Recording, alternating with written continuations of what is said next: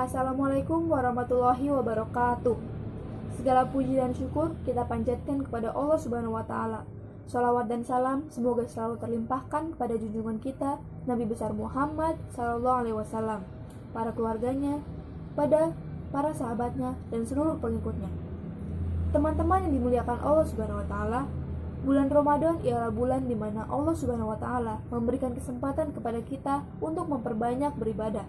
Karenanya Nabi Muhammad SAW memberikan contoh kepada kita berbagai macam bentuk ibadah. Salah satunya yaitu dengan memperbanyak bersedekah di jalan Allah Subhanahu wa taala. Sedekah memiliki makna yang luas dan umum, di mana segala kebaikan yang kita lakukan untuk orang lain itu termasuk ke dalam makna sedekah. Sedangkan makna yang kedua ialah makna sedekah yang lebih khusus, yaitu memberikan apa yang kita punya untuk orang lain, memberikan harta yang kita miliki untuk saudara-saudara kita. Itulah makna sedekah yang lebih khusus. Teman-teman yang dimuliakan Allah Subhanahu wa taala, Nabi Muhammad SAW menjelaskan dalam hadis yang artinya, sesungguhnya Allah Subhanahu wa taala menerima sedekahnya dengan tangan kanannya, kemudian mengembangkannya untuk pemiliknya, seperti seorang dari kalian membesarkan kuda kecilnya, hingga sedekah tersebut menjadi besar seperti gunung. Hadis riwayat Bukhari dan Muslim. Inilah perumpamaan yang dijelaskan oleh Nabi Muhammad SAW atas orang yang bersedekah. Seorang yang bersedekah dengan suatu yang kecil ternyata dibesarkan oleh Allah Subhanahu wa taala hingga didapatinya di hari akhir nanti menjadi sebesar gunung. Hal ini banyak didapati oleh orang-orang yang pandai bersedekah, oleh orang-orang yang gemar bersedekah, bahkan oleh orang-orang yang tidak merasa bahwa dia sudah bersedekah.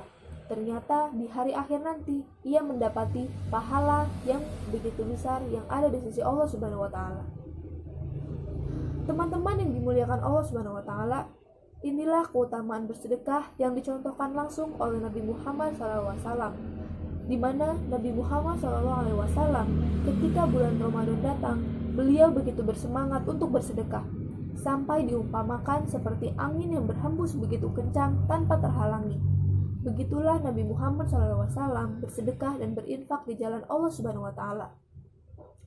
Teman-teman yang dimuliakan Allah Subhanahu wa taala, pentingnya bersedekah yang diterima oleh Allah Subhanahu wa taala ialah sedekah dengan harta yang halal dan baik. Hal ini dijelaskan oleh Nabi Muhammad SAW dalam sebuah hadis yang artinya, sesungguhnya Allah Subhanahu wa taala itu maha baik, dan Allah Subhanahu wa taala tidak akan menerima kecuali yang baik. Hadis riwayat Muslim. Teman-teman yang dimuliakan Allah Subhanahu wa taala, demikianlah Nabi Muhammad SAW menjelaskan kepada kita untuk bersedekah dengan harta yang baik dan halal yang didapati dengan cara yang benar.